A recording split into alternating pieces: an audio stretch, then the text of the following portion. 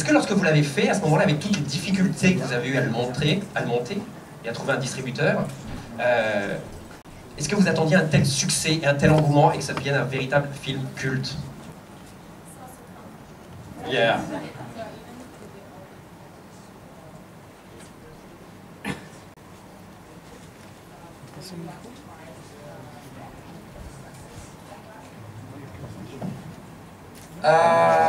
Yeah, in a way. I mean, you're always surprised when things are successful. You never know. I mean, especially when you know, when we made House of a Thousand Corpses and Universal Studios basically threw the movie away and refused to release it, everyone told us basically like, you know, you guys fucked it up. We knew you would fuck it up. You're idiots. You got what you deserved. You know, everyone, because everybody's very happy. They want you to fail, basically. Nothing makes your friends happier than watching you fail. So yeah, when it was successful, we were thrilled, of course, and surprised always. You know.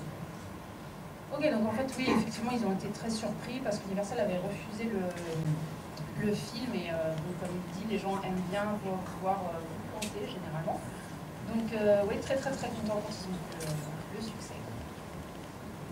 Et pour vous, Sheri Moon, parce que c'est une histoire, vous en tant qu'actrice, mais c'est aussi une histoire de couple, de vivre ça ensemble, ça a été une période noire et difficile, qui a duré longtemps en plus?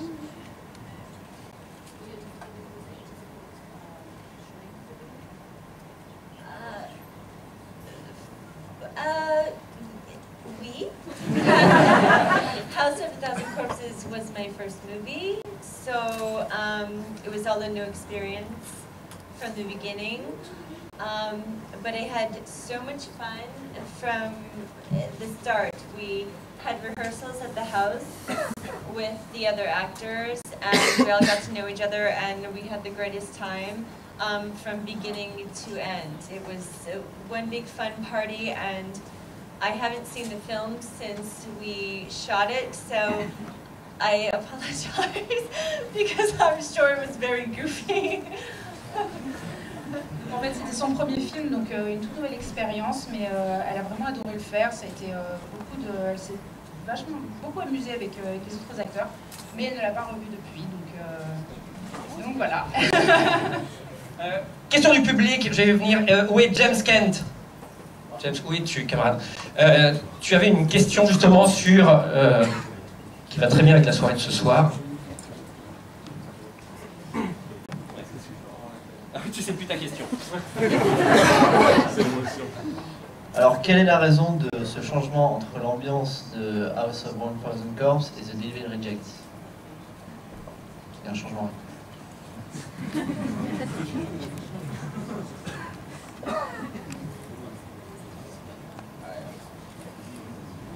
Was the question, why is it different? Why did you choose to do something so different? Basically because I thought that I wasn't really that excited about making a sequel, and I thought, especially at the time, nobody was that excited about a movie called House of a Thousand Corpses 2.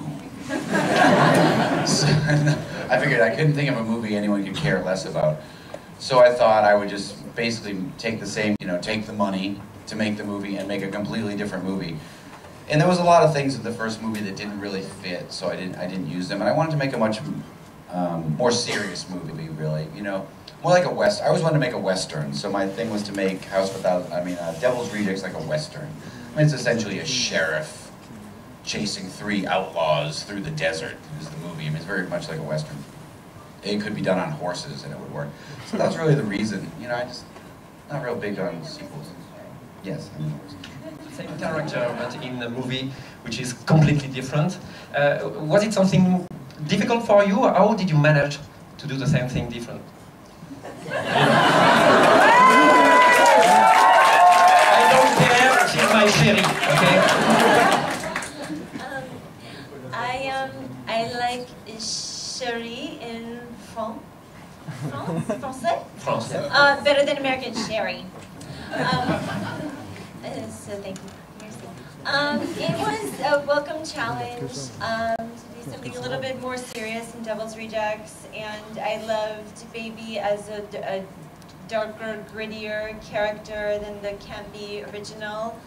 Although I do hold a soft spot in my heart baby from House.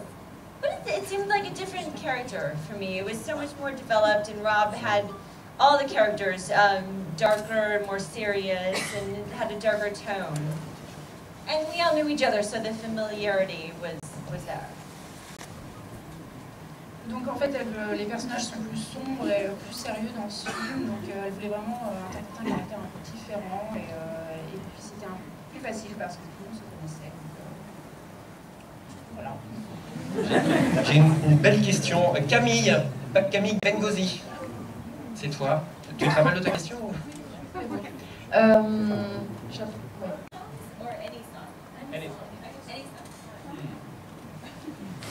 Freebird! For me right now, it's Kashmir by Led Zeppelin. That's what I'm into. But it changes, you know, monthly. I have a new favorite song. But right now, it's Kashmir.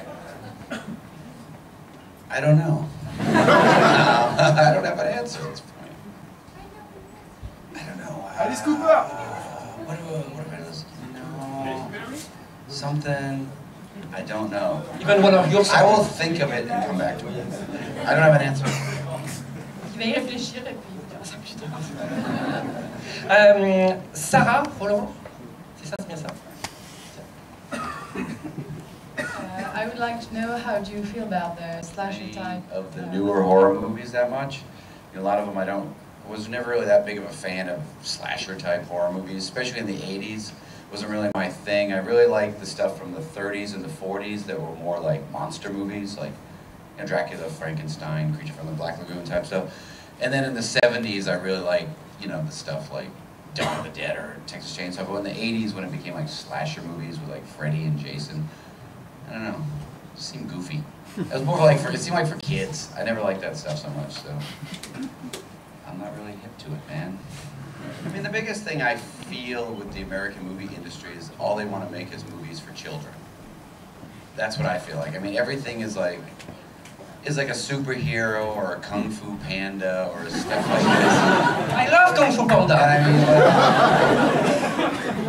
I mean, and I'm not saying they're not good movies.